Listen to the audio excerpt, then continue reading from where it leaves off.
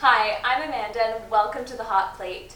Now, I'm a little sad today because we were hoping to have this episode entirely outdoors, but the weather is not cooperating. Today we're going to be featuring The Hot Plate's traditional barbecue recipe for ribs, and we've already showed you how to do it in the oven, but today's episode is all about barbecuing. So we're going to get started in the kitchen and then move outside with some umbrellas to the grill.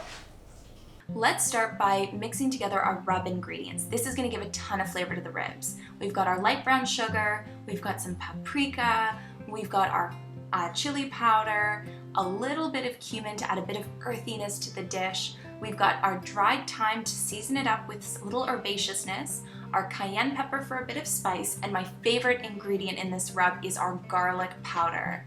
The last thing that we'll just need after this is probably a good pinch or two of kosher salt because ribs need a good hit of salt. Once we have those all together in the bowl, we'll just want to go ahead, grab a fork or a spoon, and then mix it up until it's all blended and combined. So next up, it's kind of gross, I'm not going to lie. We need to actually pull off the membrane that's stuck to the bottom of these ribs. Now, it's this membrane which is going to make your ribs really tough when they're cooking, so it's important to pull it off and throw it out. Sorry guys, I know that doesn't look very nice. But now we have yummy stuff. So next up we've got our rub. So the rub, we're going to rub onto our ribs. Now we're using pork ribs here, and you want to get the really meaty kinds if you're looking for ultra tender ribs. So just rub it back and front, let it sit in the refrigerator for at least a day if you can. If it's 4 hours, that's also fine.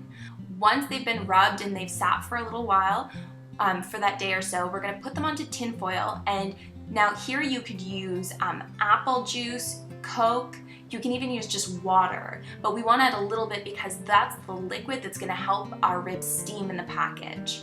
Now get your favorite barbecue sauce and brush your barbecue sauce all over the ribs, and then tent it tightly in that tin foil package so that none of the juices of the steam can escape. We want these to get nice and tender on the grill. This is stage 1 of the cooking process, and trust me, it's so simple. We happen to be having a party tonight, so we've got 4 going on the grill here, but they need to grill over medium low heat on indirect heat, so we only want heat on the side of the grill where there are no ribs, and we're going to let those cook off for about an hour and a half to 2 hours until they're tender.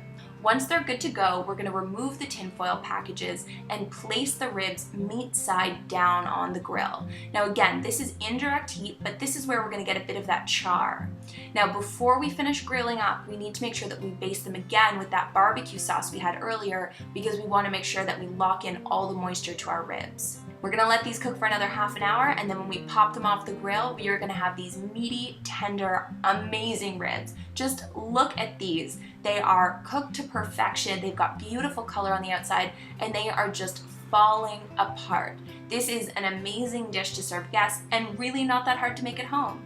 Thanks so much for checking out The Hot Plate, guys. Make sure to check out this and all of our other episodes and recipes on thehotplate.com and updates on our Facebook page, facebook.com/thehotplate.